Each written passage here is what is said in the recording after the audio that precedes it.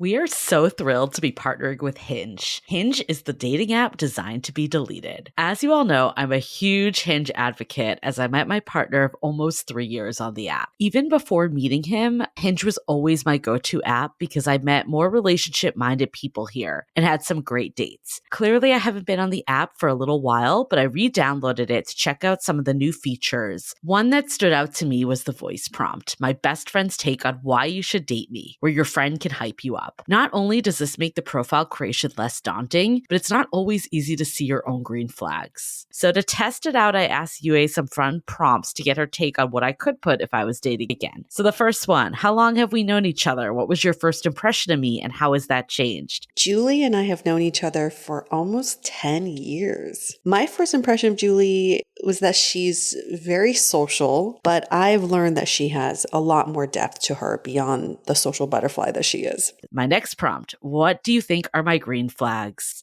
I would say she's deeply loyal. She believes in love, curious mindset, and she is fearlessly ambitious. And then last but not least, what kind of friend am I? Julie is the kind of friend who will always have your back, no matter what. Damn, that feels nice to hear. So download Hinge and try voice prompts today. Then find someone worth deleting the app for. I was so excited to get my shipment from Last Bottle Wines in the mail the other day, full of incredible red wines, all from Napa Valley. I love wine tasting, so having this to my door couldn't be happier. Also, couldn't be more excited that today's episode is brought to you by Last Bottle Wines. If you don't know already, they're a Napa-based online wine shop with a twist. They offer just one handpicked wine per day until it sells out, and they're always at incredible prices. We're talking 30 to 70% off retail. And the best part is that there's no subscriptions, no fees, and no minimum purchase. And I could not be more excited to bring this offer right now because they're having a marathon sale, which is coming up March 28th and 29th. Even better, we're offering Dateable listeners 10% off your first order with code DATEABLE. So if you are a wine lover like me, this is a great time to join. And did I mention that shipping is 100% free? So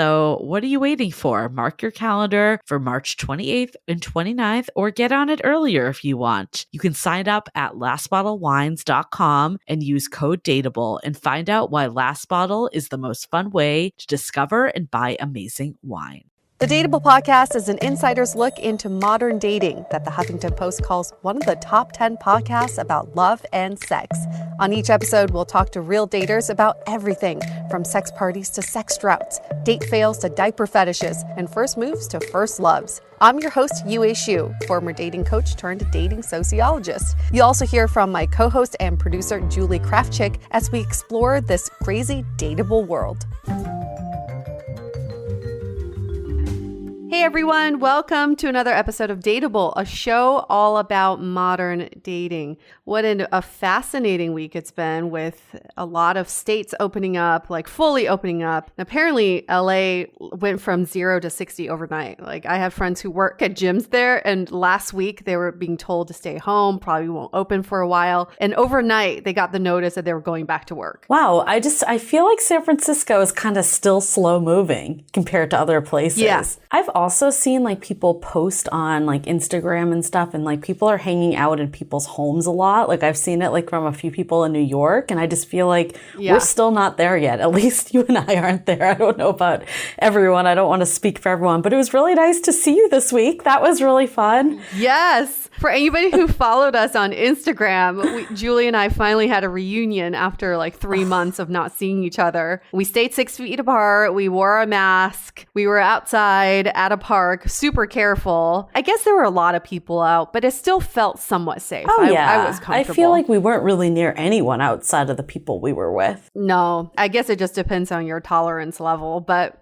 yeah, I don't know. That was fine with me. I'm okay with that. It was super nice seeing you. I feel like it feels like it was like a month ago and it was like a couple days ago. I don't know why time is going so fast, right? Fast and slow at the same time. Weird. Yeah, it's like a time warp. This also has been a really fascinating week because we had so many interesting discussions in our Facebook group. One of them was this idea of race preference in your dating profile, and is that considered racism? And the drastic difference between the the gay apps, dating apps, and the hetero dating apps, and how the profiles of these gay dating apps are really in the negative of like, I don't date this race, right? But then when you look at the profiles of hetero apps, it's in the positive, I guess, quote unquote positive. It's I only date this race. Basically, they're saying the same thing in a way, exactly, but it's presented in a different way. And it still blows my mind that there's just such a huge difference between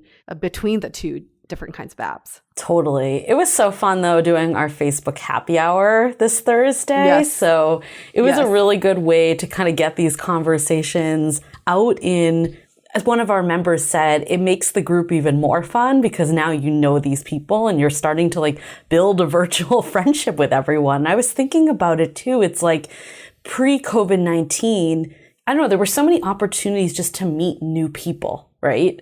Mm-hmm. And there's something really beautiful about meeting new people. And that doesn't need to be in a dating context. That could just be friends or whoever.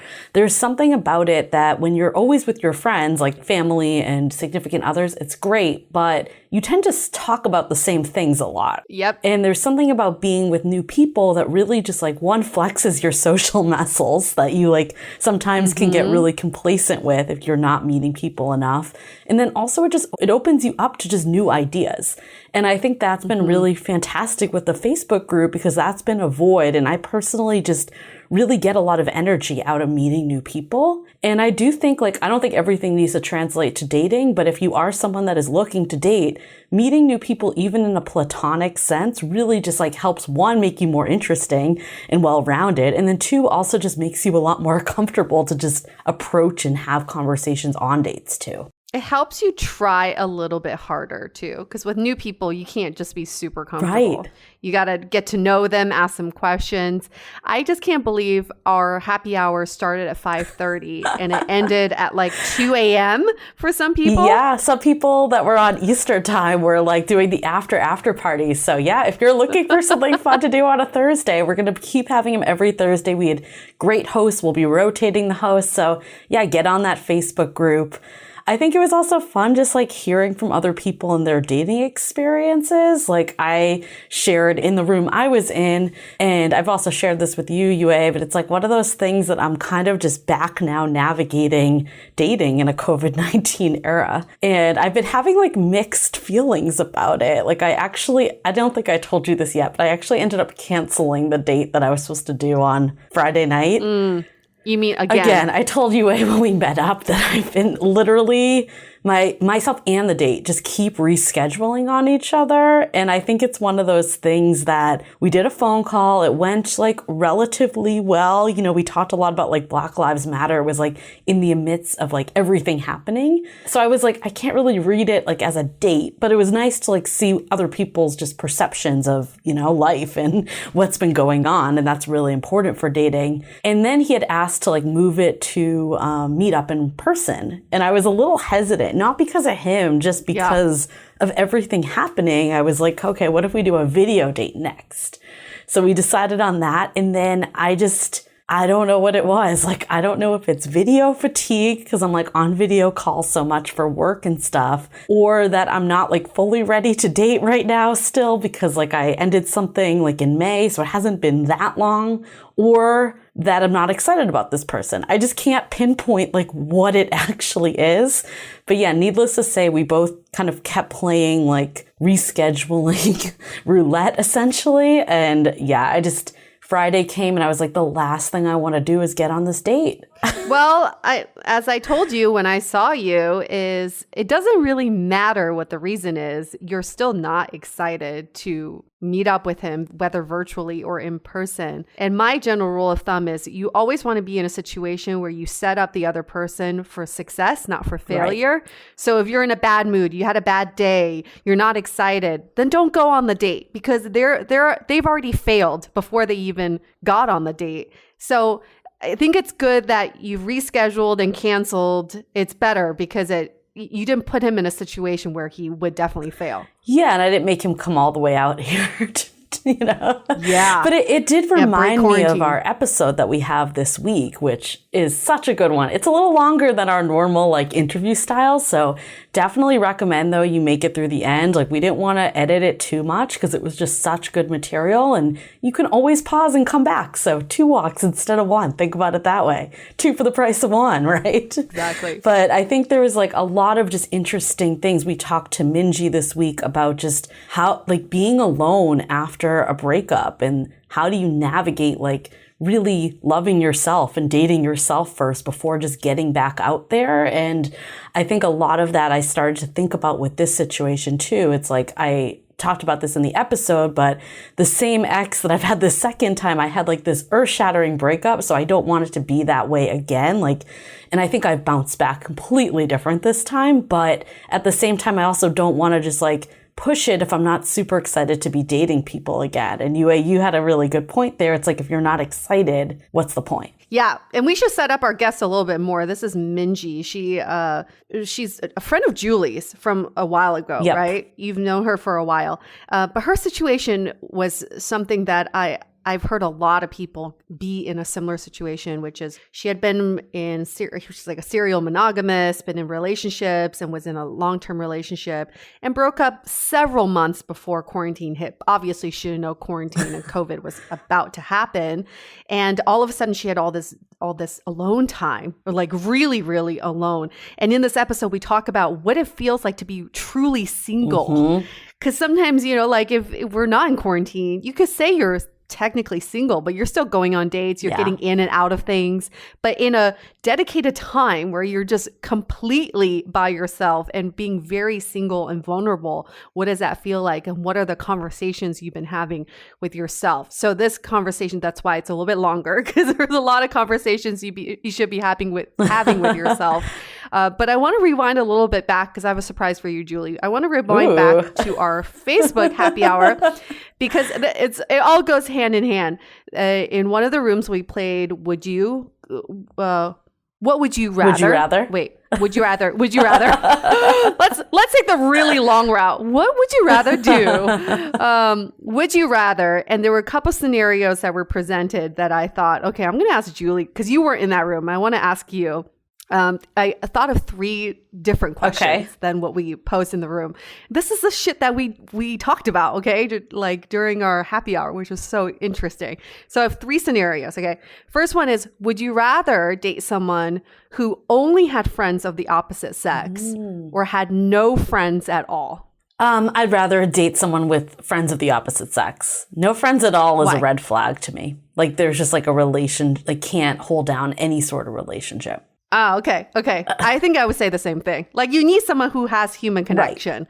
And if they have no friends, it probably means they probably can't even hold down a relationship. Let me actually clarify. Do they not have friends because they like recently moved to a city and they don't have like friends at all? Or is it like they don't have friends at all? Because I think that's different too, right? Well, for purposes of this question, they just have no friends at all, but I love it. You're like diving deep. Tell me more about your timeline of when you lost your friends. Well, you know what? With Would You Rather, you always have to justify your answer. And I would justify my answer if that person just, hadn't fully acclimated somewhere new. Okay. All right. Giving people benefit of the doubt. Here's your second scenario. Would you rather date someone who slept with your best friend or who hates your best friend? Hates your best friend. Why? I don't think I could unsee it. Like, I guess... Well, why were you seeing it in the you know what I mean? Like, place, anytime you meet a couple, you always think of, like, them having sex. Don't you? Like, I always, like... You're like, no. Wait. People need to watch me on video right now because you're like, no, I don't. Wait, can you just rewind? Repeat I don't, that. Like, think of it vividly. I'm not like imagining them like naked, but I just think, oh, these 2 people have sex, right? Like it's just something that I think of because they're a couple. I don't know. It's just something I always just make that association. So if it was my best friend and this person, I would just be like, oh my God, they had sex. Like I would just always think about it. Yeah. Okay. What would you pick? I can kind of see that. See, the thing is, if they hate my best friend, how can we all hang out? That's a good point. That's a good point. How can this relationship be sustainable? Okay, that's a good point. And I guess the question is, did they hook up a long, long time ago? Here we go with the timeline. Wait, tell me more. So was this I'm trying to find the loophole. I'm trying to find the loophole. Or 10 years ago that they slept together. If it was like long before me, okay, that's why if it wasn't, I'm going back to my original question because yeah, you're right. If they hated them, I still wouldn't be able to like hang out with them. But if I would hate both of them if they like hooked up while we were dating. So it's almost irrelevant. I'd rather like try to bring them together than just not even have that option. See, I'm also thinking like this has never happened to me, but in an ideal world, I'm thinking if they slept together and are still amicable, then that must be really good, right? Like they don't hate each other. I love how you spun that right now. I love it. I love it. Okay, third and final scenario. We've talked about this before, but I just want to have it on record. Would you rather have a series of short, passionate relationships lasting a year or two, or one long-term, stable, but rather boring and complacent relationship? Oh, this is tough. So I think a past self of mine would definitely have said the former of just like a bunch of passionate relationships. The future self of wanting something that is like a more stable, lifelong partner is kind of leaning to that. I guess, I know I'm like not supposed to do this in this game, but it comes down to like how boring is it? Is it like you're... I guess, if we're going to play the extreme of this game and it's super boring and I'd literally rather be by myself than with this person, then I would go for the string of short-term relationships. It's just somewhat boring, not like super boring. You don't want to like gouge your eyes out. Somewhat boring is still not a good situation though. It's like, I am someone too that I've always enjoyed being in relationships when I am, but I'm also perfectly content being single. So therefore, I'm not like the type of person that will like find a boyfriend or significant other just to have a boyfriend. So I think I'm going to go with the original. I'm going like full circle here, but I'm going to go back with the short string. Short, passionate. What would you do? Relationships. See, my brain just goes to a long, boring, stable relationship and then get them to listen to Dateable and then it'll get better. You can't change people. But Dateable can. I love it. You're just like, go in that room, listen to me on headphones, and then we won't talk. And I'll just do my own thing anyways. I would just have a playlist for him.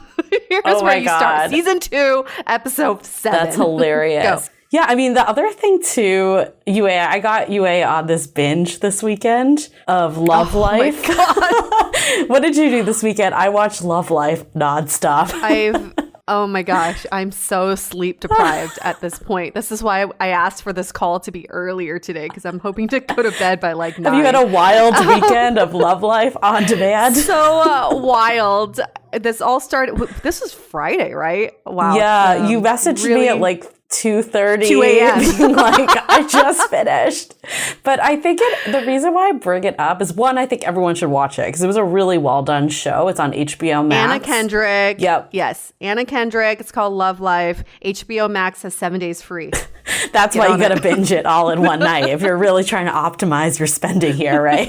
But I think the reason why I bring it up is it actually very much reminded me of our episode that we have today because it's like she basically just high level, don't want to give too much away. It chronicles her just through different life stages. And it really starts off like every episode is around a guy in her life. And then... Or a person. Well, at the beginning, it's a guy. And then I guess where I'm trying to go is that eventually it becomes more about herself and her friends and her mom and other relationships. And that's when you see like a noticeable shift in just like how she carries on her romantic relationships when she's comfortable with herself and happy with herself and has built a life for herself and isn't necessarily relying on someone else. And at the beginning, like it shows, I'm again, not going to give away too much, but like some bad relationships just because she's not at one with herself. So yeah, it reminded me of this episode, and I personally loved like thinking about my own, like who would be casted in my different episodes. Like, I don't know, I think everyone kind of like thinks about their own life through that lens. So I got to say thank you for turning me on to that, because I've been watching 3 or 4 very similar shows. They're kind of the same demographic, same storyline, same structure. But what really drew me to the show and actually watch it from episode 1 to 10 in one night is because it didn't have the... I don't even know how to describe this, but in Sex and the City, you always wanted her to end up with a guy, right? You get excited when a guy comes into her life. Everybody gets excited. It's about the guy. But throughout this show, she even narrates that the narrator, not her, but the narrator even says it's not about the guy. And they would throw out the name of the guy and say it's not actually about him. It's about how she is evolving through these people in her life. So even though she comes in and out of relationships, you're not like excited when the guy comes in or excited when he's like kicked out. You're more excited to see her growth and how she changes throughout the years. It's extremely relatable and profound. Totally. And I think you and I had a little differing opinion on this, but I actually think that it was really nice that it was a really diverse cast. Yes. Oh, yeah. The leading lady was white, and that's where you and I differ a little. But okay, if you think about most TV shows, it's like all white people, all black people, like what? There's like one show of Asian people. Like, it's like not really very diverse at all. And I've noticed this on like a couple other shows, like 4 Weddings and a Funeral, that show on Hulu. Yeah. Like they've also been doing this, that they've just had much more of diverse like friend groups, like more love interests. Like, I don't know. I think it's a step forward. I think that TV shows really need to do this type of stuff. Hey, I'm all for diversity. I just don't love affirmative action when it comes to casting. They seem like they're typecast and they're like the token, right? And so the other show I've been watching in conjunction with Love Life is called The Bold Type on Hulu. It also features a lesbian black female character, and it's like, okay, is that the only diversity they can bring onto? Maybe that's like the formula now. It doesn't matter. You're right. There is progress being made. What I like though is that the characters didn't follow like stereotypes. Like, yes, they found like a black lesbian. They were trying to like capture a bunch of diversity in one character, but it wasn't like they played into like the tropes that we've heard about from our past guests. So I think that piece is a huge step forward, that they're giving people individualistic ways of just being a character and not just fitting a stereotype. But if you do get a chance, definitely check out the show and let us know what you think. I would love to discuss the show with more people. And it's really related to our episode today. It's about the evolution of dating yourself and what are the learnings that you can come out of this quarantine and get back out into the world. Like, what can you really apply? So here are my predictions for how single people will come out of quarantine. Yeah. Should we do that? Let's do it. Okay. I think a lot of single people will be extremely, maybe not, no, I want to make this statement. A lot of single people will be much more experimental in their dating. That could be sexually, that could also be, within reason. That could also be how they meet people, how they interact with people, and how they carry conversations.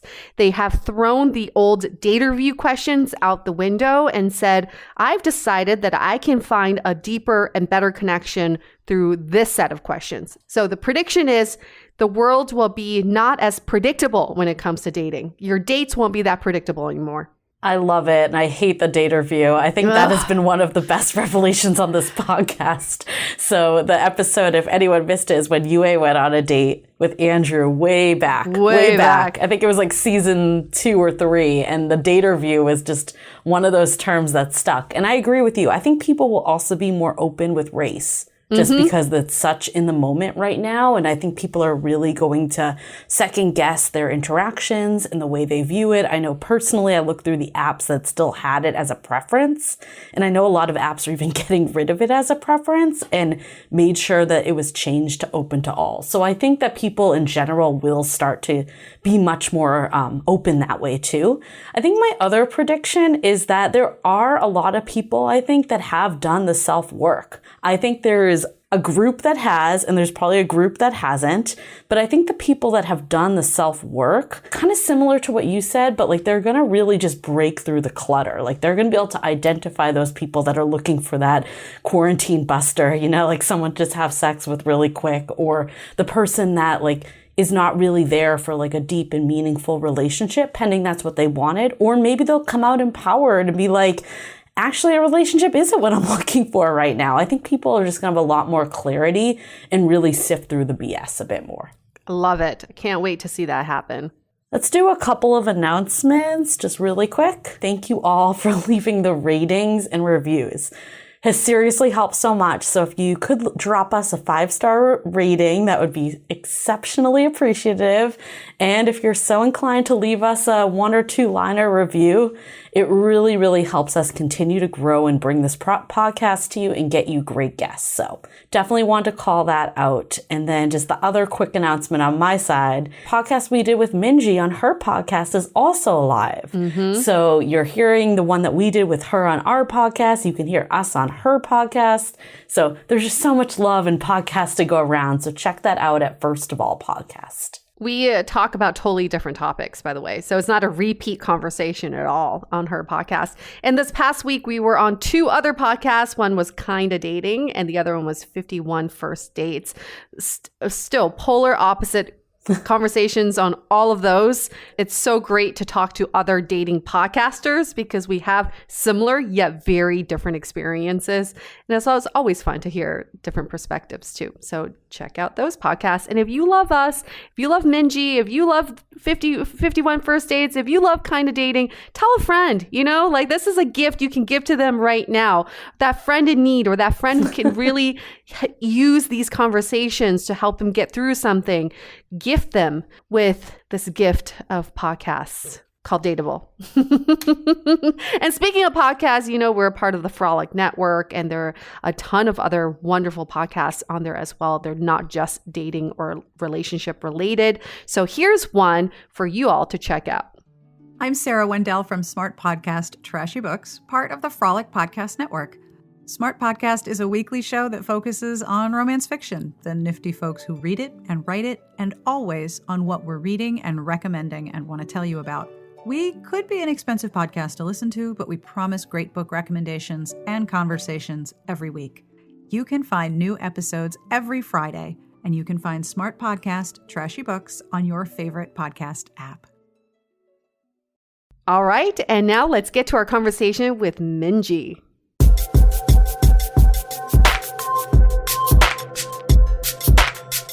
When we first started this podcast, I have a confession. I really thought that any topics or discussions around dating had to involve you dating. And I never really thought about talking about dating when you're single or alone or lonely. It just felt like dating needed to involve other people in the story. But our guest today will prove us wrong. And actually, I think previous episodes have proved us wrong that dating is really about dating yourself as well. That's really most of that journey. So we got Minji here. She is currently living in Los Angeles. She's been there for 6 years, but she is originally from the Yay area. She's 34, pretty single, and has been taking a dating sabbatical and also actively going on dates, on and off. Virtually. So what's interesting about Minji's story is that she recently broke up with a long-term boyfriend that she lived with for 2 years. About 6 months ago, she's been learning how to be alone and independent again and navigating the single life in her 30s during a time of COVID-19. I mean, it's like so many different layers. And then on top of it all, it's COVID-19 quarantine. So she's been thinking about her identity, future marriage, self-love, family, etc., and starting to explore dating again, but through a new lens and wanting to support others grappling with all of the above. She is also the host of the podcast, First of All. So hi, Minji. How are you? Hi, I'm doing as wonderful as a human being in the United States during quarantine can be doing. So hanging in there. We were just joking around. What was we were talking about the meme that you saw, Julie? Oh yeah, you should just about repeat how it was like 2013. All you had to do is Netflix and chill, and then 2020, it's like you gotta survive a pandemic, be in like the demise of capitalism, and just like this entire revolution that we're in right now. So yeah, shit got real in 2020. That's for sure. Shit got real. It puts everything in perspective. All that shit that we dealt with last year really was nothing. I mean, that literally is nothing. It means nothing anymore. And everything we're dealing with this year, this is the real stuff. This is the stuff that will affect our future and impact our lives forever. But this is also a time that everyone's trying to deal with self-identity, dealing with what do I really want in life? What do I want in love? What is this journey I'm on? If I'm truly in control of my life, what does that really mean? And am I making the right decisions? So let's start with you claiming that you're like a serial monogamous even before your last boyfriend. What has been your relationship experience up until this last one? That is to be written and created into many shows, books, and certainly been evaluating all of that in the last 6 months for sure. But in the nutshell, I think the best way to summarize it is the whole serial monogamist terminology that has been thrown around for quite some time. Actually, like in the grand scheme of things, not that long. I feel like it's a pretty new, like in our lifetimes at least, you know. I don't know how many people in our parents' generation use serial monogamous. Well, that's because everyone was a serial monogamous then, and now no one is. So that's why it's a term. Agreed. So my friends and I have talked about my dating life ad nauseum. I'm very fortunate to have some lifelong girlfriends who've been there, you know, since the beginning. But the joke is that, you know, that I came out of the womb just boy crazy, probably like shy in front of the doctor. Like that's a joke. Because I've been crushing on boys as far back as I can remember, and like kind of the hopeless romantic, like always wanting to find the Prince Charming, Disney princess, the whole shebang. But if I'm doing the calculations correctly, if you broke up with this long-term relationship, this boyfriend 6 months ago, this is the longest you've been single for, right? Technically, so what I would say is I'm 34 now. The breakup before this boyfriend, the last serious boyfriend, there was a couple years of being. Oh, okay. I mean, okay, actually, so I'll label as single as like I didn't have a boyfriend. I didn't have a serious boyfriend between the end of 2014 to the end of 2017. So 3 years of like I dated casually, but did not have a monogamous, like serious, you're my boyfriend, introducing you to my friends and family situation for 3 years. That was the longest. But there were men in your rotation, though. There were men in the rotation. In the funnel. In the man funnel. That's why I'm exhausted, you guys. Because I've thought about that before, and I'm like, oh, I was single in this period. But I'm like, wait, there were people in that period. You know, it's like, it's not. And there's only been like one time, at least in my life, that I was like dead single, technically, because I was like getting over a heartbreak. So that's where it was. But I was not actively talking to anyone. I think everyone, when they're dating, they're either going into something or getting out of something. Yeah. I really think everyone's on a path in or out. It's really rare to be completely single. I think I've only been completely single for like 2 or 3 months of my life too, where it's like not talking to anybody. Exactly. So if that is the case, then it must mean that after a few years of being quote unquote single, and then you finally meet this man and you guys enter into a relationship, it must be significant because you're bouncing back from a couple years of not having a boyfriend. Yeah. And then having this breakup. So let's revisit the breakup if we can. Walk us through what happened and why it happened. Woo! How much time do we have? Well, it's just, yeah, I mean, it's been 6 months, so I've had a lot of time to process it. Technically, it was mutual, I suppose. There was just a lot of, this is no disrespect to my ex. I think he's a wonderful human being. It was just a signifier of where we were at as two individuals. I think there was a lot of love and a lot of passion and friendship, but there was also a lot of codependency. I think at the end of the day, it's easy to muddle all of those. And when you're still figuring out who you are as an individual, it's easy to kind of like project your stuff onto somebody else or like avoid dealing with your own stuff. So as much as like there were so many really wonderful things about that relationship, and that's why I stayed in it for 2 years.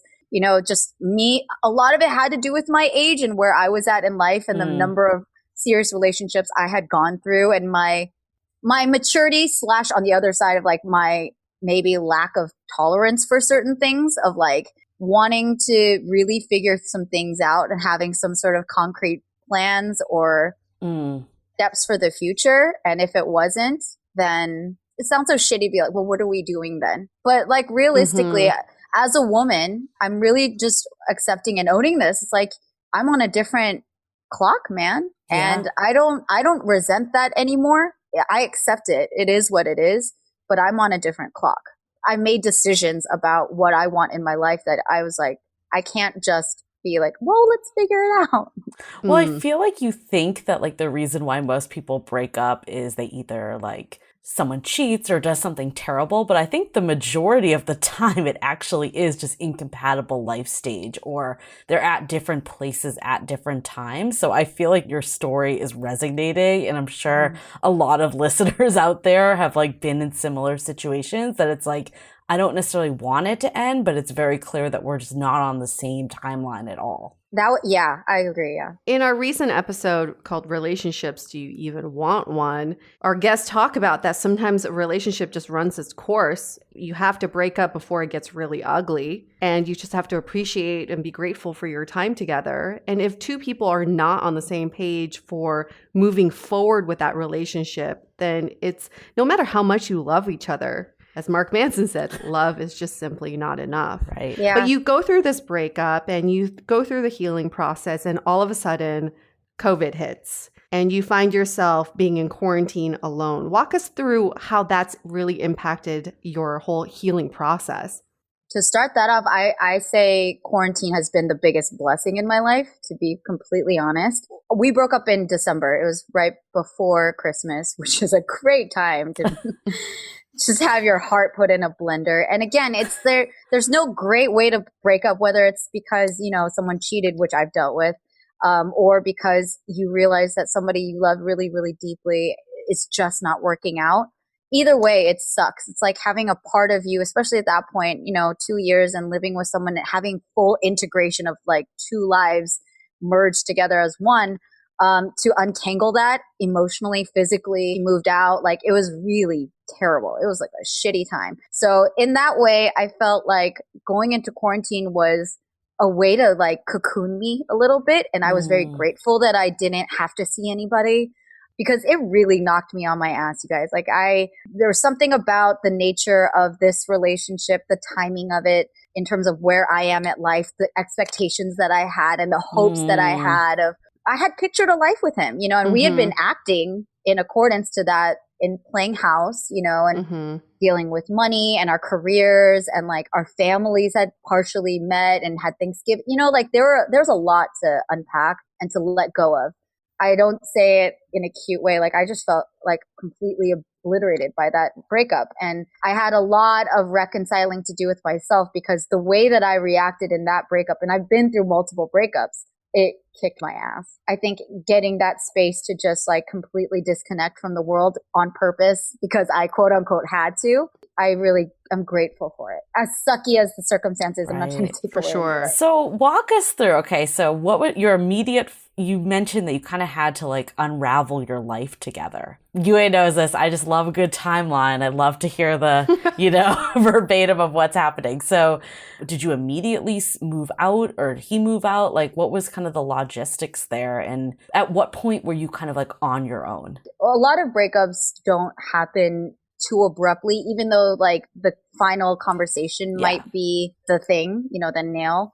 First of all, breakups take hella long to like actually sink in and be truly complete, right? So in that objective way, like it took months for us to actually break up. But technically we broke up before Christmas, and within 2 days of us having the conversation, because his living situation was out of state and he had been living with me in LA, within 48 hours of this conversation, he was gone. Oh, wow. Which was brutal. And it was right before Christmas. So the magnitude of that stark, he's here 1 minute and all of his stuff and everything that we shared is like sucked out and like completely absent out of my life. I was thinking about moving. I was thinking about like, I can't be here. So I was devastated. And I mean, in terms of the issues that had been coming up, they had some time to be brought up for several months prior to the breakup. So there's always, a ramp, I guess. I don't know if it's an on-ramp or off. It's an like on and off ramp at the same time. It's terrible. And there at each point, when you're reflecting back on it, you're like, at what point could we have turned it around? Or, if we had made a different decision, or if we had had that conversation, and if, the shoulda, coulda, wouldas, right? Right. There were multiple moments that we're reconciling the fact that we are on two different pages. The way that we're dealing with these hardships was also revealing of like compatibility. I was having massive anxiety, and I don't blame him. Like after all is said and done, like I went through so much hurt, and I definitely played like the resentful, bitter ex-girlfriend at different moments. I've gone through that whole roller coaster, but when you have the time to step back, I'm like, I get why he was trying to honestly do right by me and not overcommit to something that he wasn't ready for. Right. And I appreciate that. So, okay, so he leaves within 48 hours. Then you said that you went on this like roller coaster. Like at what point, was it quarantine? Was that like kind of when things started to come together, or were not come together, but acceptance of it? Or were you, maybe acceptance isn't the right word, but I guess just tell us where your emotions were at. Well, I want to know what you guys think about this, because what I've noticed in my own, I've seen patterns, right? And there's even memes about this, because the meme is that right in the direct aftermath of a breakup,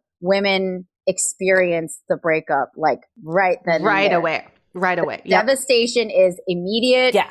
It's like it's inescapable. It's just right there, right? It's front loaded. That's the way I say. I front load all the despair. That's a good way to put it. It kind of trickles down, who knows how long that takes, but it kind of tapers off from there. A lot of guys, again, this is so generalized and so sexist, but like a lot of heterosexual men enter a kind of a denial phase, or just like, I can't even deal with this, so I'm not gonna. And whether that's conscious or not, I don't know, but like go kick it with people or do whatever to distract themselves. When I was a dating coach, I only coached men, and most of them would come to me and say, can you just tell me how to get more dates? Can you tell me how to be more attractive to women? And when you go deeper, it's always an ex that triggered something in them to come to me, where on the surface level, they think they need some sort of like really shallow help. But when you dig deeper, it's always something they did not address with an ex. So the pattern I was seeing was for women, as soon as they go through the breakup, it's like talk it out, think it out, talk it out, think it out, cry it out, think it out, talk it out, blah. I will talk to my local barista. I will call up my mom at 3 a.m. if I need to talk to it. But men, and again, I agree with you. I don't want to generalize, but this is what I saw in the pattern with 100% of the men that I coach, that they would go through immediately. It's not even denial, it's distraction. Because you know what their friends would do? They go, let's go to the bars. Let's hit the club. Let's get you out of your house. Let's get you meeting girls. Yeah, so they meet girls. And that first month is bliss. They're like, I don't miss my ex at all. This is awesome. I'm meeting new chicks. I'm like hanging out all the time. I'm hanging out with my boys. It's after that first or second month, it's either like a smell that reminds them of their ex, or a social media post, a trigger, something happens and they freaking blow up. Like that's when shit goes down, when they're like, holy shit, I haven't processed any of my despair. I don't know what I'm feeling right now. And why do I feel so lost? And that's when they like literally burst and they don't know who to turn to. But by then, the women have already kind of gone through their healing process, and and they're just like, the guy a lot of times will come back passively. It's either a like on a social media post, or a quick text, just thinking about you. And by then, the woman is basically kind of over it. I call it the 1 month rule, because no fail, they always come back in a month. A month in on some the way. dot. In some way. On the dot. Like it's no fail every single time. And I agree with you. It's so hard because I've had just like an earth-shattering breakup that I literally could not get out of bed when it happened. Like I remember just feeling so down on it. And then you start to feel better. You've talked to a zillion of your girlfriends and they're like, please stop talking about this. You've enlisted in therapy. It's like you've gone through all this. You're starting to mend. And then like as soon as you're starting to mend, it's like they know. and they just come right back. Like it's no fail every time. Psychologically, what I learned was through a relationship, a woman is driven by her own internal voice. And that voice it's a really strong voice, and it guides them through all the pressures and all the timeline questions and all of that. Like it's our internal voice is what drives us through relationships. For men, it's multiple voices. They're like dealing with multiple voices, whether it's their friends, society, whatever it may be. They don't actually have one strong voice that drives them. So after a breakup, a woman's strong voice is the one that's guiding them through the breakup, and they feel like they can rely on this person because this internal voice has been there this whole time. For the guy, all the voices kind of disappear and they don't find their voice. And that's why there's a lot of confusion on what should I be feeling? Why am I feeling this way? And this is why, like, eventually when they do find their voice, it's like months and months down the line. It's just, we're just not on the same timeline. And I'm not generalizing. This is pure psychology. And I'm personally fascinated by that. I find a lot of, like, right now, poetically, theoretically, I think that's very beautiful because that's why we have movies and music and, like, you know, is because of this eternal push-pull. Right. Mad dance. I don't even know what to call it. Whatever it is. So Minji, okay, so a month in, did your ex come back and where are you at? Let's hold that thought for a sec. We'll get right back to it. This episode is sponsored by Via. We all know there are things that can help set the mood in the bedroom, but did you know a little THC could also do that? Yes, Via has developed a unique blend of pleasure-enhancing cannabinoids, libido-strengthening herbs, and a low dose of THC all into one mind-blowing gummy called High Love. This gummy, wow, it will awaken your senses, increase blood flow, and intensify any sexual experience. I've been pleasantly surprised by the High Love gummies because it is just the right amount of THC for me to have a good time without feeling sleepy. And hey, if THC is not your thing, Via also offers a wide array of other gummies without it. And everything legally ships in 50 states with discreet packaging directly to your door. So if you're over 21, you can get 15% off and a free pack of award-winning Dreams THC plus CBN sleep gummies with our exclusive code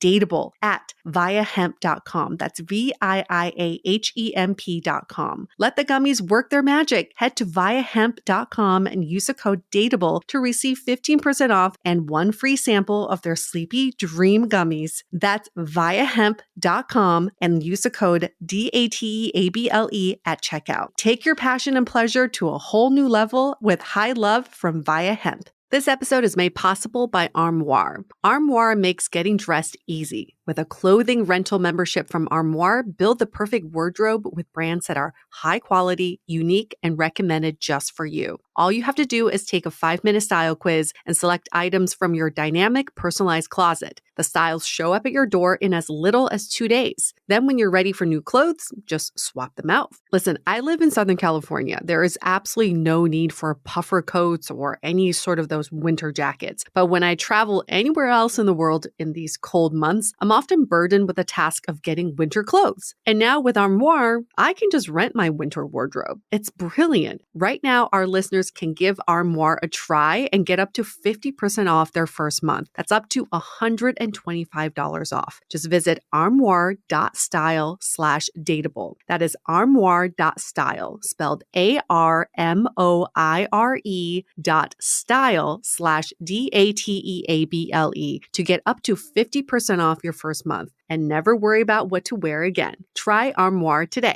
Living with ADHD can be a challenge, and dating with ADHD is definitely a challenge, we've heard many of you say. But finding the right care and proper tools needed to succeed can be life-changing. Done is an online ADHD care platform that can get you all the resources you need to help manage your ADHD. Online visits, refills, and a 24/7 care team made for you. In just 1 minute, Done's online assessment can help kickstart your ADHD treatment journey. With experienced clinicians, worry-fill refills, and online visits, you can start getting personalized care as soon as today or tomorrow. So contact an expert team that can help you around the clock and get a personalized treatment plan just for you. Here's how you do it. Take a free 1-minute assessment and book an appointment with a licensed ADHD clinician as soon as the next day. Get continuous care, one-click refills, insurance coverage, and 24/7 care team support with Done for just $79 a month, and pharmacy copays as low as $0. Visit get.donefirst.com/podcast to learn more. That's get.donefirst.com/podcast to learn more. Done. Turn ADHD into your strength. So Minji, okay, so a month in, did your ex come back, and where are you at?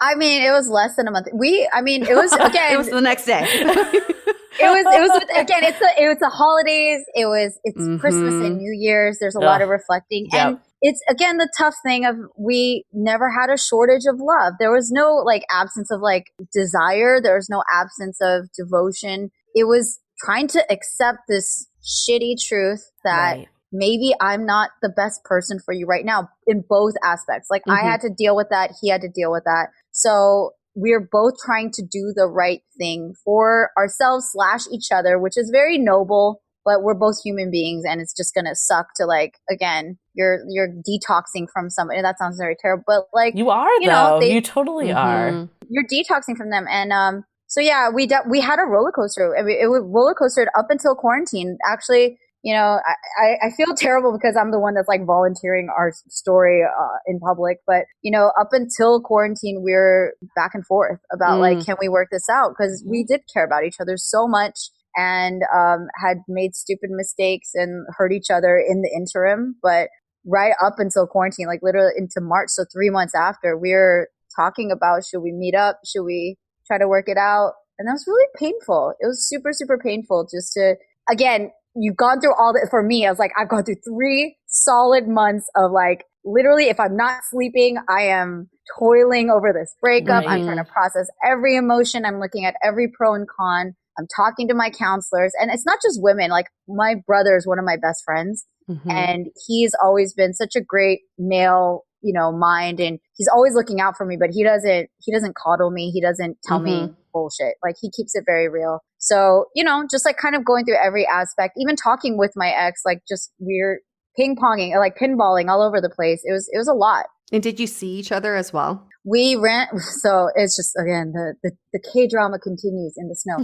K-drama. We met at Sundance, and Sundance happens in January. And so in a very dramatic fashion, we saw each other at Sundance. And that was also like a moment of like, I really freaking miss you. You know, it was really hard. Yeah, it was tough. So we did see each other in January and then went back to our respective states doing our thing. And I'm trying to just get over it. He's trying to get over it. It was rough, man. Okay, so was it quarantine? Like, was that like the nail on the coffin that you're like, I'm moving forward? Or was there a moment before that was like? There were multiple moments. It was like, I swear to God, it's like a rocket that's trying to launch into space, I'm realizing. Or that's one analogy, or because you have to break through the atmosphere. You know what I'm saying? There's a lot of resistance. You have to like break through that. And then once you're in space, you're kind of coasting. That's one analogy. The other part that I was calling it was like, you're like stuck in tar and you're just like getting out of tar. You're trying to remove it from your skin. And it's just like, it's residue, right? It's like just stuck to you. Both are, I don't know.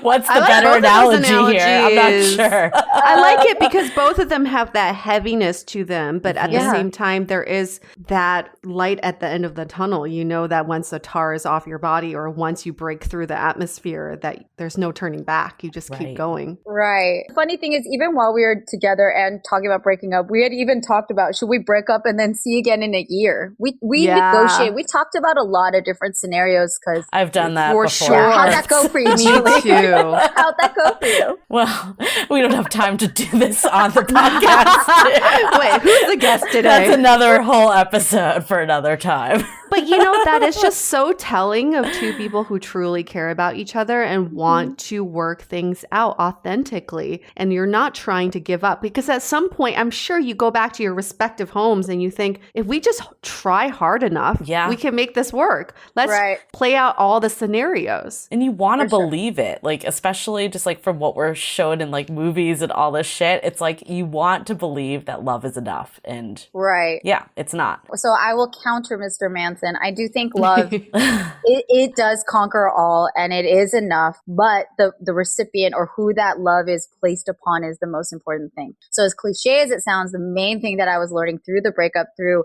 like literally from the moment that we were coming to this conclusion and it hit me, because it hit me, like we were saying, immediately. It hit me instantaneously, like, oh shit, this is really happening. I have to figure out my entire life now. I broke down, you guys. And so that recognition of how much I was not loving to myself was really obvious really quick. And that was very unsettling, very upsetting, very scary to like recognize that without him, I was like, what the hell do I do now? And I don't like even saying that out loud because I'm a very independent, very ambitious, in some ways, very confident woman. But in that, I completely fell apart. I actually think that's when the breakups are the hardest in a way. I mean, I think like there's so many different factors. So I'm not going to say it's like only that, like obviously just the depth of it and all that. But I remember like from my own instance, I felt like I lost myself a little in the relationship because I was so focused on this person. So that's when like he was gone. It just felt like this major void was gone. And I think, I mean, if you're in a relationship, there's going to be a void, right? Like someone's gone that you're used to being with all the time. So it's inevitable. But I think if you've like feel like you've lost a bit of yourself along with it, it like goes even deeper. Yeah. Climbing out of that hole, if you will. I don't know what that metaphor makes sense, but it's just, it's freaking hard. And for somebody, again, it's also frame of mind, right? Like if I view myself and I have my own identity as like, I'm a strong, capable, independent woman. But in this instance, like you're just getting a very, very sobering reckoning. Like you're getting your ass handed to you of like, oh, are you now? Like, no, because I'm recognizing how much I had kind of thrown myself. In some ways, I think it's so beautiful, right? But I'd really like kind of put all of me into this relationship. And that was something that I really needed to sit with, and that like just sit in the pain and recognize there's something really not okay about it. It wasn't even just the pain, oh, he's gone. It was like, I was like, who the hell am I? That's a scary place to be versus like, I just missed somebody and it's so sad that this person's now gone. It was straight up panic and like fear. I don't know how else to put it, but if anything, the silver linings, which I'm a very silver linings kind of person, at the end of the day, I'm much optimist. It was the thing that I think I needed to reconcile some trauma, some like unresolved issues with family. I had had an abusive boyfriend as a teenager that I hadn't fully healed from. Like things like that, they all came to the surface in rapid succession. It was just like one after another. I was like, all right. And now we have a pandemic. But you know, so I had a conversation with my coworker about this who recently gave birth. And when she was pregnant, she said the hardest thing she had to deal with was the change in her identity. And I think one of the things that as women especially is that we go through all these different kinds of identities that are really hand in hand with the other people in our lives. Like I am a daughter, I am a girlfriend, I am a friend, I am a dog mom. Like these are all identities, right? And when you lose that person who gives you that identity, you lose a part of yourself. That is absolutely true. So I think as independent women, it's really hard to reconcile that because we think, well, I'm independent, which means I have this independent identity, but we forget that it is really like relative to the other people in our lives. Absolutely. And it's also the loss, not just of the person, but of the life that you thought you were going to have. Yeah. Like, I think that's is really hard to grapple. I remember just like having this hard time too, just being like, I think it was because I had been single before for like a long time, like dating all the time. And then I finally met that person, right? And then when it ends, you're like, oh, I'm back here again. You know? And there's except you're older and you're like, and I was not, I really had put a lot of work into like being a modern woman where I'm like, you know what? And I'm very spiritual too. You know, I'm like divine timing. When things happen, they happen. And, you know, miracles have happened in my life before. I'm no exception. I don't dictate this, but I was recognizing how much of a control freak I was. And the fact that like all these elements of my life that I had really been doing my absolute best, working so hard to kind of keep in this safe little bubble so that it could be all that I dreamed of and more, you know, just ripped away. Like you said, it's like, it's a little death. Any relationship, like when you care about somebody, you got to grieve it. It's grieving. And then learning how to be alone and really the identity of, do I love myself? I think I made a lot of headway, especially in that previous stint of being single and like dating around, learning how to have boundaries, saying no, which is funny. As soon as I met my ex, like all the boundaries went up. I'm like, sure. Oh my God. Dangerous ground, guys. I don't know about you two, but I know that as soon as when I go through a breakup, the first thing that comes to my mind is panic. Like, oh my God, I have to do this shit all over again. Yep. Like I have to get myself back out there. What's out there? Is there anybody out there? And how do I develop feelings again with someone and start from square one? Yeah. How do you deal with that panic? I don't even know. Like, I'm trying to think back on how that it was. This is like honestly me putting my heart to anybody who's going through heartbreak, because we have all gone through it in some form, and maybe I don't want it to, but maybe will again in the future. I felt this was again. I'm getting really deep into my psychology, but I was dealing with like abandonment issues. I felt like he abandoned me, even though the way he looked at it, and again the way I even looked at it when I was in a sober mind, was that we're doing this to be the best we could be to ourselves and to each other. That's the rational way we're approaching. When you're emotional and you're, again, a human being that has a lifetime of trauma and a lifetime of like unresolved emotional issues. Yeah, I when I was angry and when I was sad, I felt like you just threw me aside and you left. Oh, I've totally been there. I feel like I'm so resonating in your story right now, Minji. Yeah. It's like, like it's definitely one of those things. I remember it was so logical, but for me, it was the same emotional trap that was like, did you not love me enough? Or like, what was it, Right. But I think the way to answer your question, I've dealt with it multiple ways because I've had a couple instances. I think the first time I dealt with getting that panic of getting back out there by just avoiding.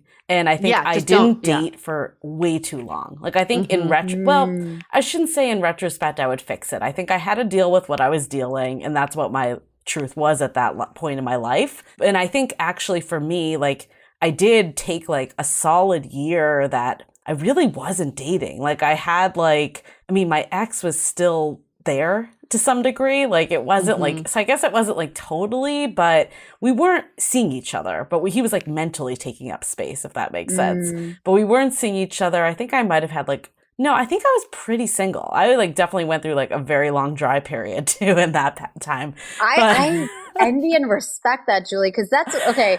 My thing was I'd gone off the dating apps on and off as a single, because I'm sure you guys have talked about this so much on this podcast, was it's exhausting.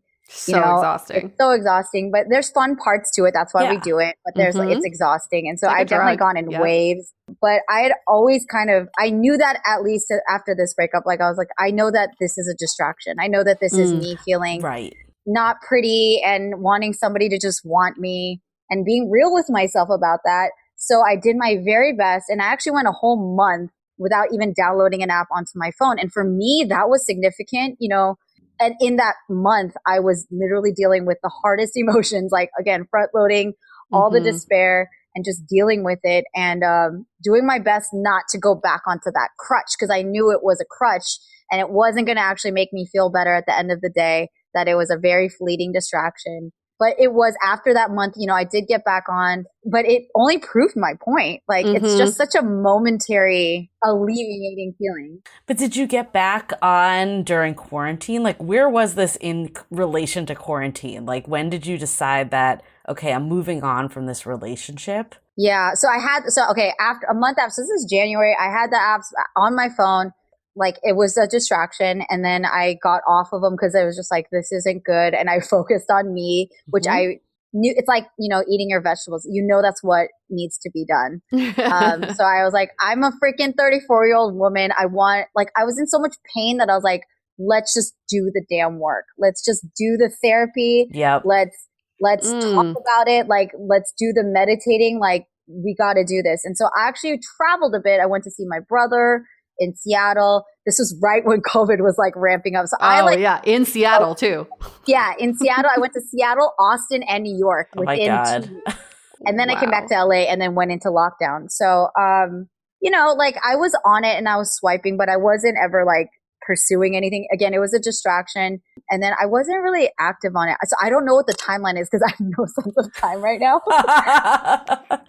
That's the truth. And I had a lot of work to do. So yeah, I don't know. I guess more recently, I was just chatting with people. I wasn't taking anything seriously, still am not. Like, realistically, it's been really great because quarantine made me have so much more time for myself that I actually was filling up the hours really well with work. I worked out a lot. It's been like the number one thing. When I went through my bad breakup, I was like working out like twice a day. I remember. I was like, that's pretty damn good. It is. I have been working out twice a day, even if it's just like a walk. Yeah. You know, but that's great. Active. It's better than ice cream. And the limited runs to the grocery store helps too. I'm like, I can't just go get it. Yeah. That's true. Okay, so is this your first time doing therapy, or have you done therapy before? I had done therapy really for the first time a couple of years ago. Actually, my first love, he passed away in 2018. Wow. So actually that was tough because I was dating my ex at the time. So there's a lot of layers that we went through a lot together, and I was going through a lot in life. So actually that was an impetus for me to actually get therapy. Realistically, it would have been really good for me, I think, if I had gotten therapy after my abusive ex when I was a teenager. That would have been a very important time, I think, to get therapy. But being Korean American and right, like, what's therapy? What? Waste of money. Well, I mean, that's for my parents. But I mean, if I had asked for it or if I had pushed for it, they would have. But I was 19. Right, you don't know. We don't know. I did know, but see, I object on that because I was like this little woke kid at Berkeley studying public health. Like, I knew therapy would be good for a lot of different reasons. Like, just didn't let it apply to me up until it really, really mattered. I can't change the past, but better late than never, right? So I did start therapy a little bit in 2018. It was expensive, etc. I'm a freelance, creative producer and actor. Like, I didn't have tons of money, so I didn't make it a priority to pay for therapy. But after this breakup, I've been doing therapy every week. Got it. So this time around, it's more of a priority. 100%. So that's a big difference. It is a very big difference. And did you make that a goal from the very beginning, or was this something that as you healed along the way, you decided to implement it? I think it was more along the way, but it was definitely something in my gut, instinctually, and even prior to the breakup, because we were fighting so much and it was really taking a toll in terms of like my anger, my anxiety, my feelings of just like uncertainty about the future. It was mounting, So I feel like I had already had months of knowing deep down that I would benefit from it, that it would be helpful. Again, take that leap. I'm still unpacking like what were the actual barriers between taking the step to actually do it and implement something that I knew for quite a while would be something helpful and important to me, and making it a priority and making it something that no excuses, I'm going to make it happen. Because I'm really good about that in a lot of other aspects of my life. Of course. Yeah, right. Well, when I went through my brutal breakup. Therapy. They really beat you up. That's actually the first time, though, I started therapy. Like, I started BetterHelp. That was like the first one, the online version. And I found that like a really great gateway into therapy. And I always say that. I think it's like a really great, accessible way to get started. And then, not to plug, but they are a Dateable sponsor. So yes, they are. We love them. Can they holler at me because I pay them? I'm like, that's what I've been using. Yeah. Okay. Yeah. I mean, it's amazing. I think especially right now in virtual land where we can't see people anyways, it's like the perfect solution. And I did end up deciding to go to in-person because I just felt like I wanted to try that experience. And it honestly, like, as difficult as the breakup was for me, it totally changed me as a person. Like, I think like the layers of depth I got after that breakup, and just from, I mean, obviously the experiences I went through in that relationship, but also just the work that I did on myself with therapy. It was like monumental. Like, I'm forever grateful for that experience because I don't think I'd be the person I am today without it. 100% agree. As excruciating as it is, right? And that's what I think. Even again, the annoying optimist in me is like, even with all of this that's happening right now, it is mad uncomfortable, and it's so like just kind of throwing us all into this crazy turmoil of evaluation and discomfort of not being able to do everything that we want to do and having to prioritize and think of, all the different consequences of every single little action. It's so exhausting. But at the same time, I feel like sometimes that's what it takes to like really get it together, right? And that's a good thing to come out of it. That's a key word there, is that discomfort. When you're uncomfortable, that's the only way to change and push yourself forward. Mm-hmm. So what I love about this conversation is that, Minji, you could act as a future person for somebody listening to this episode right now who's going through what you went through, let's say 3 months ago, and you're like coming to them from the future. And in hindsight, what do you think are some of the things that you did to make yourself uncomfortable, but that you really reaped the benefits from? You're so good. You're like, gosh. I think really sitting in the hurt, like that's one thing. I just had to sit in it instead of distracting. That first month, it's so like lame, but I'm like, I want to congratulate myself. As stupid as that sounds, I want to give myself props for not repeating what I knew would be bad for me. That was for me, you know what I mean? For somebody else's measuring stick, it may be something completely different. But it's like an addict, right? Like you went a whole month and you didn't go back to what you knew logically and in your gut would not help you. And for that, I do want to give myself grace and credit because I let myself grieve. There's nothing like that pain sitting in your bones to remind you, like, I will not go through this again if I can help it, right? And learning how to transmute that pain into like love for yourself, for lack of better words, is really powerful. And so sitting in the pain was one thing. Taking responsibility, that was a second thing. In sitting in the pain and then taking time really to reflect. And thank you again to quarantine. I had the space to do it. But also I could have chosen to just Netflix all day and not, you know. Right. You and still made a choice. Yeah. Yeah, I was just like, again, it came to like the priorities. I was like, oh my God, I'm 34. I'm newly single. We're quarantined now. I don't know when the hell I can ever meet somebody.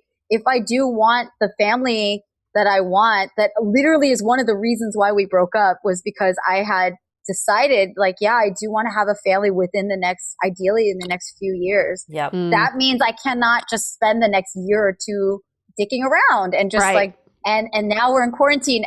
I got to get it together. I need to like get right with myself.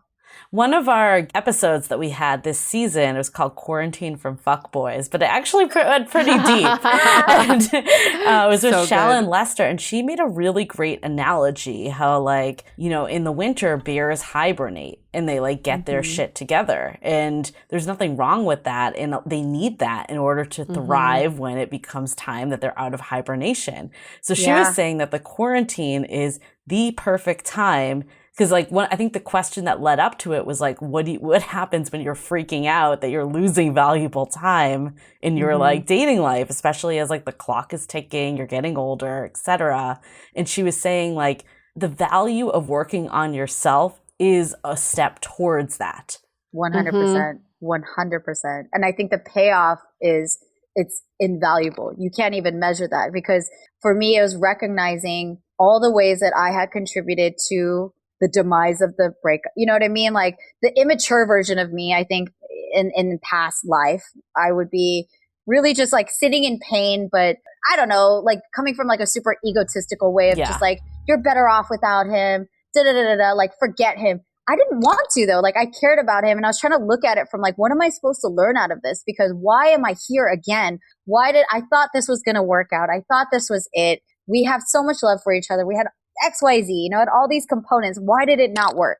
And it really hit me hard. And I had to accept responsibility for the ways that I contributed to not having it work out. And those are very real. It's not like blaming him or blaming me. It's just really becoming more objective about it and saying that stuff I need to work on. That is something that's completely separate from him, because take that person out of the equation. Right. If shit goes down and you get into a conflict, I saw patterns. I was like, I freak out. I shut down. I recognize I'm not as good of a communicator as I thought. The pattern that we had in our relationship, why he would come to these different conclusions that I get so angry about. But I'm like, did I ever clearly state what I wanted? You know?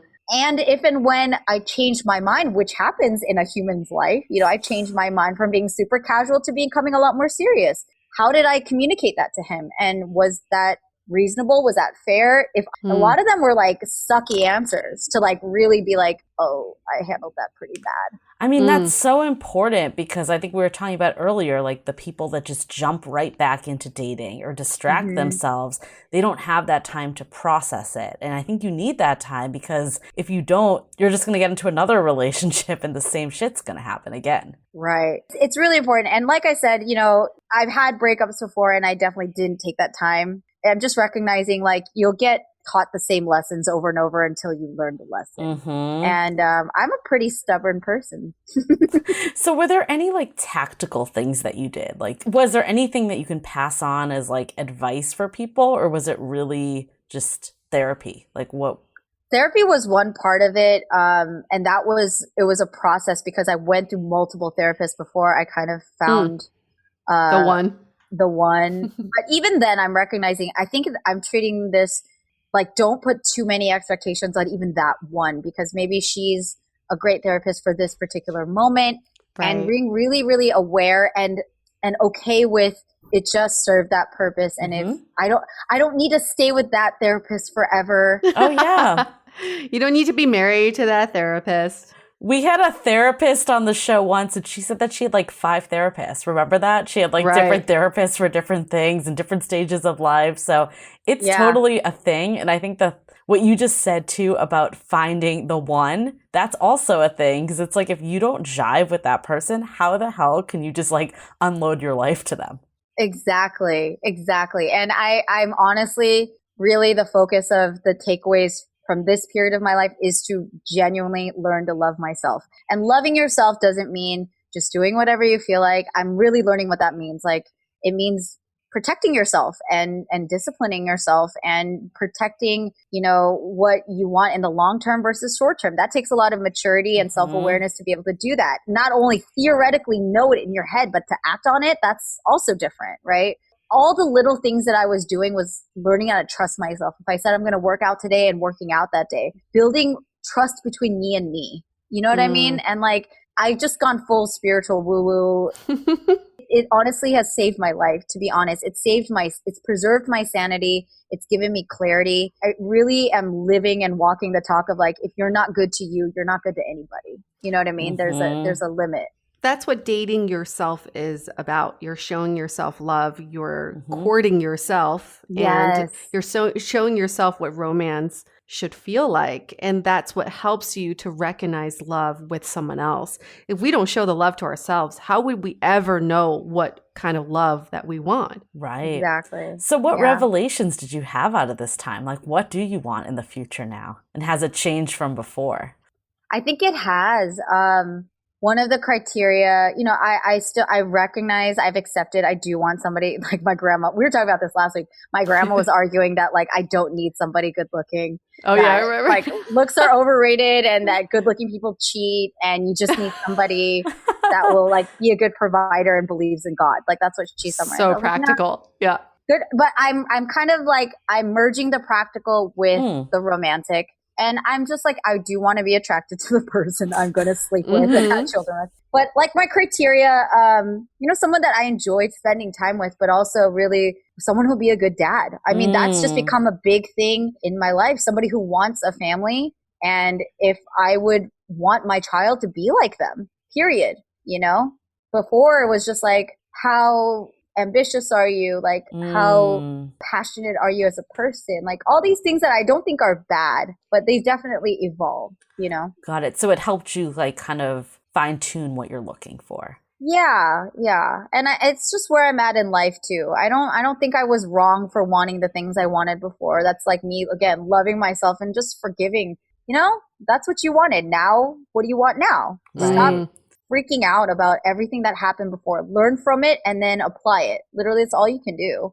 But your same goals of like marriage, kids, all of that hasn't changed. It's more now you have a better path to find someone that equally shares that. Is that what I'm getting? Okay. I think so. And to have more realistic, more gracious expectations of what that will actually look like. I'm very thankful to my last relationship because living with somebody and really merging my life. And he wasn't the first one because the previous ex was like that as well, but just not in the same intensity. But merging your life with someone is incredibly sacred and it's important and it's not to be taken lightly. So you got to do your part. And it's also recognizing like, I can't have somebody be responsible for my happiness, period. At the end of the day, my feelings and my sanity, I got to handle that. That is my responsibility. And that I think is the biggest shift in who I am entering any relationship now onward versus a previous version. That's so important. That's so much expectation for someone, right? So yeah.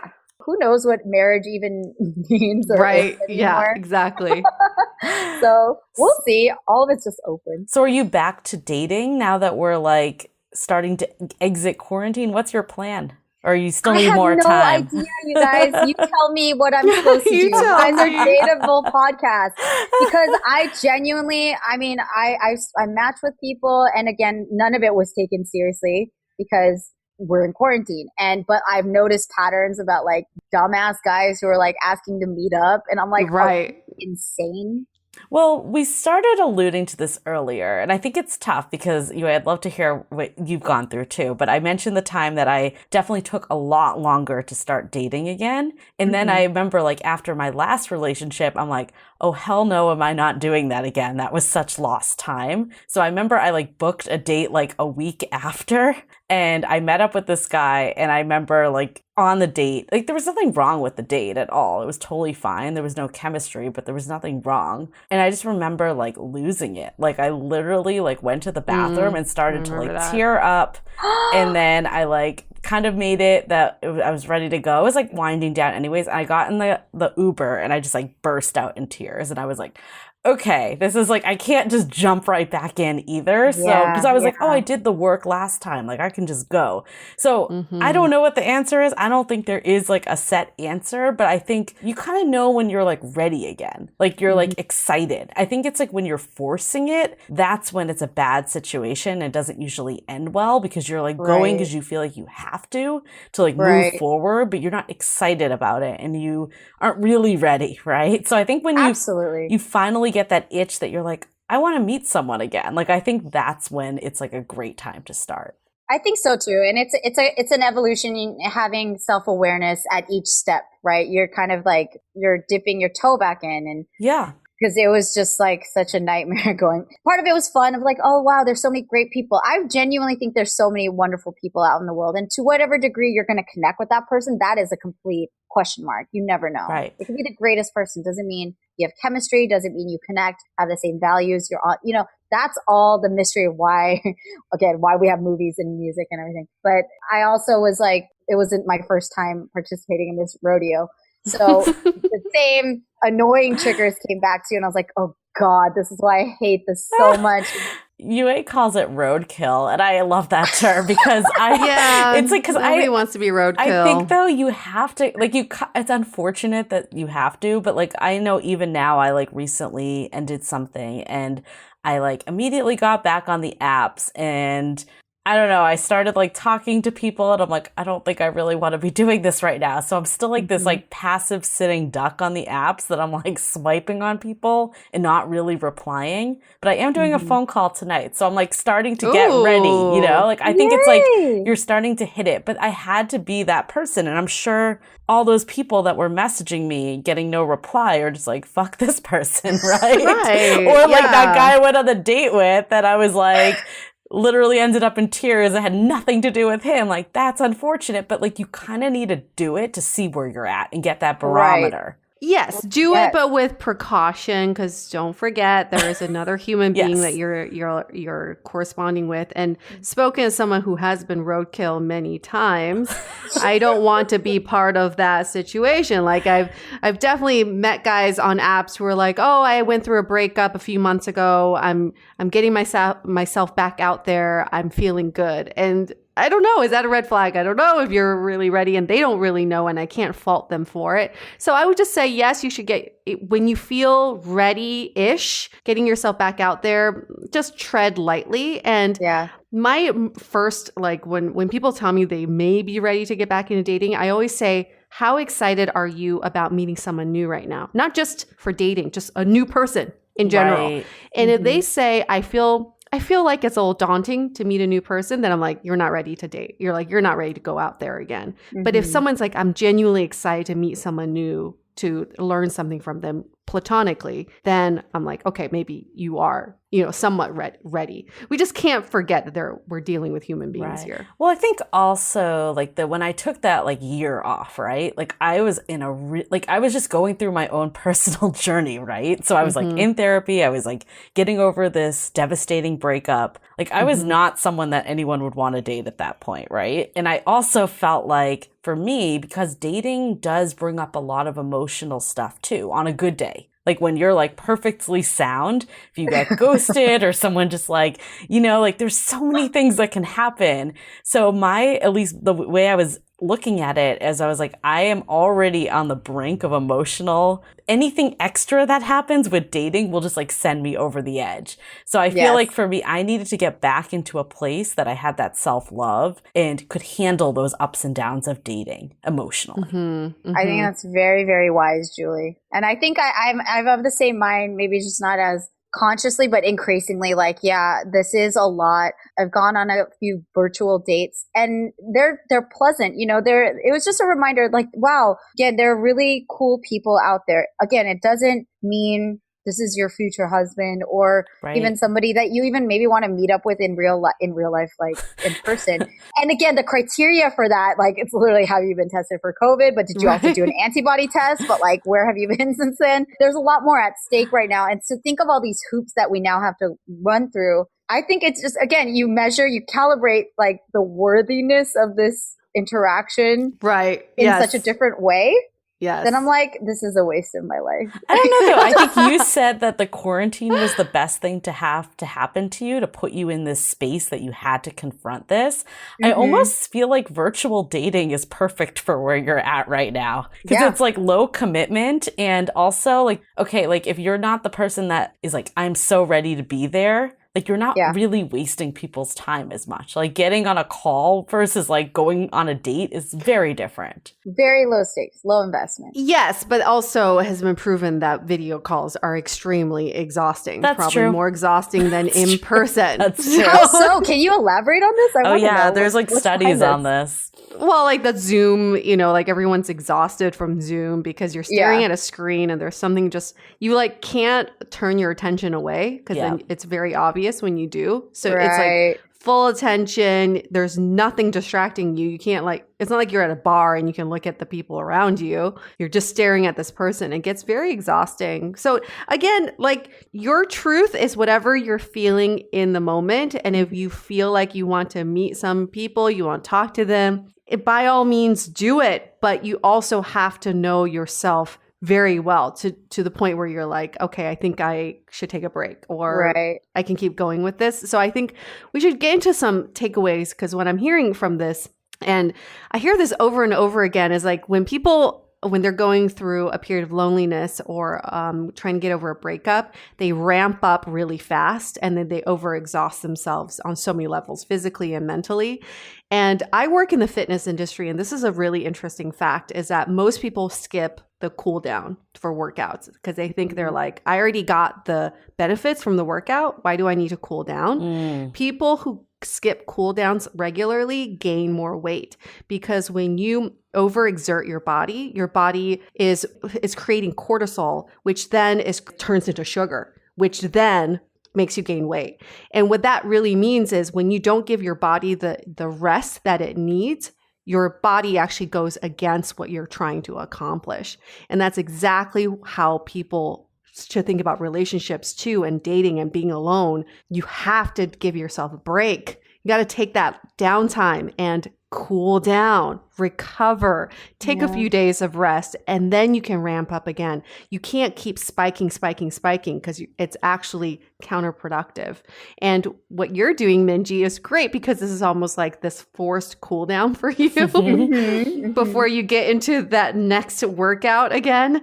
But you've taken the time. What I really appreciate about what your story is, you've taken the time to separate the relationship that you went through and what you are going through. Like what I'm hearing is you're going through this like identity evolution, and that's very separate from you getting over your breakup. They're kind of like two separate paths, which means you're on a path to really evolve your life, and you're going to come out of quarantine a new person. And it doesn't mean that this is like, oh my gosh, she knows, she's figured out dating, but you haven't used this time just to think about like, what do I need to do to make this relationship work? It's more like, what do I need to do to make my life work for what I'm trying to accomplish? That's very admirable. I love that. I think I was going to say a similar takeaway. It's like this time can be the best thing for you if you let it be.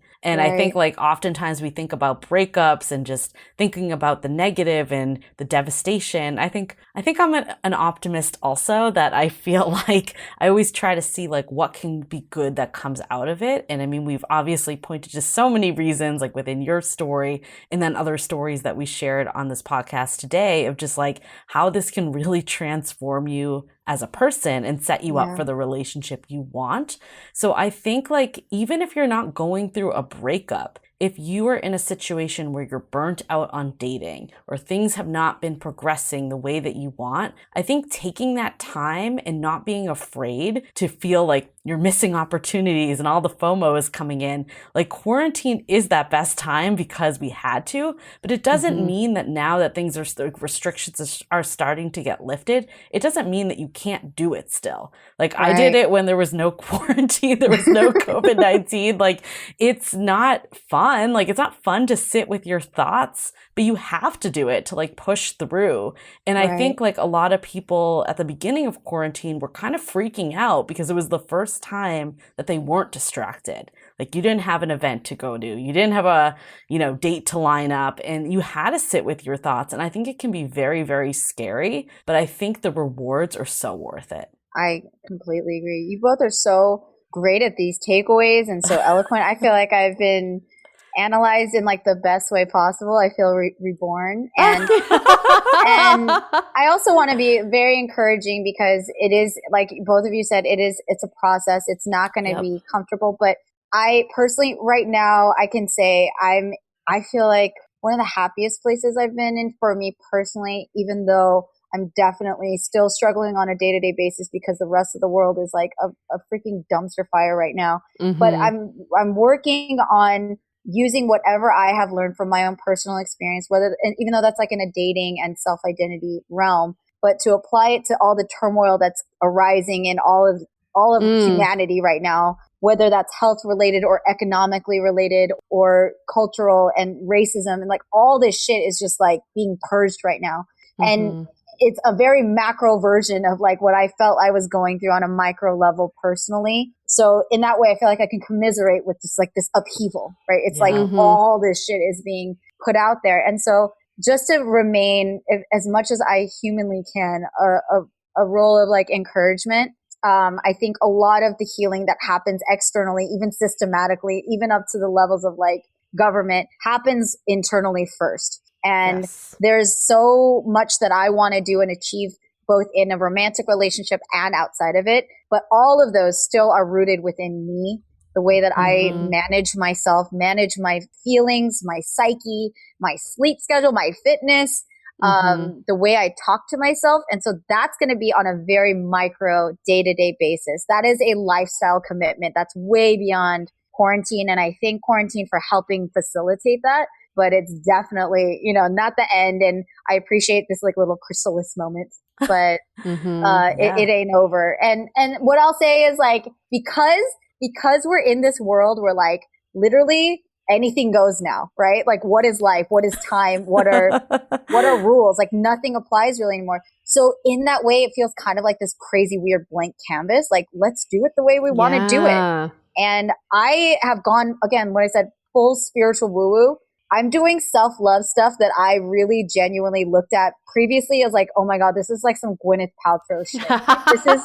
This is for I'm like cleaning my pussy again. Yeah, it's like what crystals do I need? You know? Oh my God. And I'm just leaning in. I think you said something though that I do want to like reiterate, because I mean everything you just said was so important to hear, but you said something that you are happy right now. Mm-hmm. And I think so often we feel like we need to be in relationships to be happy. And I think one of the books that got me through my period, we actually had her as a guest on our show. It was from season 6, episode 15, Meeting Your Half Orange. And it was an author, Amy Spencer. So I definitely recommend the book because she like takes you through journaling exercises, and it's like imagining like the life that you want to have. And it's so amazing. But her whole point was like, she was kind of like, don't just get out there and go date and do all this stuff. If the whole point to be in a relationship is to be happy, just like beeline for the happy and like figure out what makes you happy. And that's usually when you end up attracting people anyways.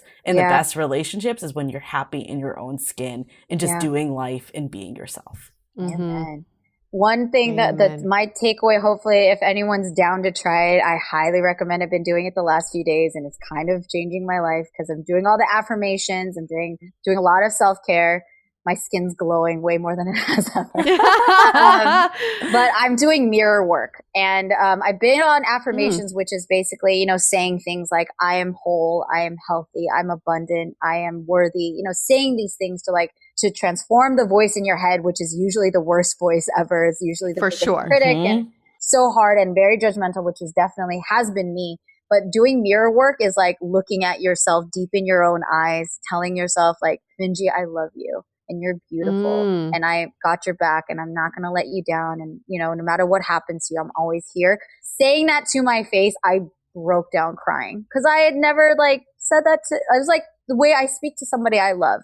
Even you guys, like if you had a bad day, I could speak the best words of encouragement and I would mean it 110% because I would look at you and see the best version of both of you and sing your praises and reassure you and comfort you. To do that for myself, if anybody is willing to even try it, it's really hard. But once you do it and get past the uncomfortable, like, what the hell am I doing right now? it really like, I'm feeling lighter. I'm feeling like I don't feel as lonely. That's a great tactic. I love that takeaway because it's like the way you talk to yourself. Like, would you ever talk to a friend that way? Like, and you're not the only person that struggles with that. I think a lot of people struggle with that, myself included. And yeah, I think it's the mindset is everything. We always say that on this podcast, and the best way to change your mindset is to change that inner dialogue that's happening for you. Right. That's really great. One more sidebar is like because I'm actually good with being alone. Like I actually genuinely enjoy my alone time a lot.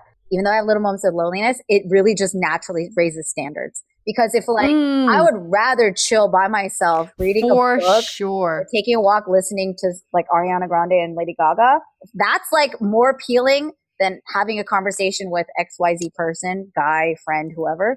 I'm fine. Like I'll just like it's easy to walk away. I'm like, you take care. Like have a good life. I'm not. I always do the sit in bed with my dog test. Like would I rather be with this person or sit in bed with my dog? Yeah. And there have been a few times I've left a guy's house because I'm like, I'd rather sit at home with my dog. Thanks. Well, I remember like when I was going through my situation, like I never really spent time alone before that. And I think that's like part of what was so difficult for me is that I was like before when I wasn't dating him, I was just like always going out. I was always with friends. Like I was just always with someone. Right. And I think because I was just so down and just depressed, to be completely honest, like I spent a lot more alone time and I started to like, it wasn't just like alone depressed on the couch. Like I went and took like trips by myself. Like I went, like it wasn't big trips. You love it. Yeah. But I would like go up to like Calistoga by myself to like the hot springs to treat myself. And honestly, like I would go to the hot springs with friends after and I'm like, I prefer to go there myself. I went with UA once, remember? And I was like, you're not in the pool enough. Just kidding. I did enjoy your company, but I did like going myself too. And I think like finding that solstice in yourself, and that honestly for me has made this quarantine a hell lot easier as someone that lives alone and was I guess, primarily single. I was entertaining some stuff, but I was primarily single in the time. But I think it made it a lot easier to be on my own during this tough time because I had done it before. Right. Oh, I love it. Good for you. And that's they say, like, you know, I'd rather be lonely than be lonely in a relationship, right? I don't know if you guys said that last week because we had such a great talk. Same thing. And I genuinely appreciate all these learning lessons. It would be really, really nice to have somebody that I'm excited to meet with. And I feel like it'll be that much more easy to identify once it happens, you know, because and quite frankly, it's not even just being alone, but there's so many important things happening right now. I am very involved in my community. I'm very involved in social justice stuff that I think, you know, if anything that quarantine and COVID taught us is that life is not guaranteed and we don't know when we're going to come and go. And time and health and all of it, our energy is very precious. So I would like to allocate that well, where I go to bed every night being like, I think I spent that day well. And I do, you know, as much as I love romance and it has been the drug of choice, I also am choosing, like, you know, there's other things that I really am passionate about contributing my time to. And if I'm sorry, just like to a guy, it's like either you augment my life and make it like you're a respite or an oasis or something that's like enjoyable and fulfilling or feeds my passions or something. Like, it doesn't add to that. There's other things that like I can really contribute myself to that are just as fulfilling, you know? And I would love to have a wonderful, hot, great partner. All about it. But if it's not there, like, again, I don't want to settle. I don't want to like go backwards. In that way, I'm like really looking forward to the future. And right now it's a really important time, I think, for us to prioritize. There's a lot calling for our attention. Yes, absolutely. And prioritize how you treat yourself during this time too. It's very, very important. Lovely. Very well said. And then she's got many more words of wisdom on her podcast. First of all, where can people find you? We can find, first of all, on all the podcast platforms, on Apple Podcasts and Spotify and Google and all that fun stuff. I put a lot of feelings out there on my Instagram. You can follow me at Minjeezy, MINJEEZY.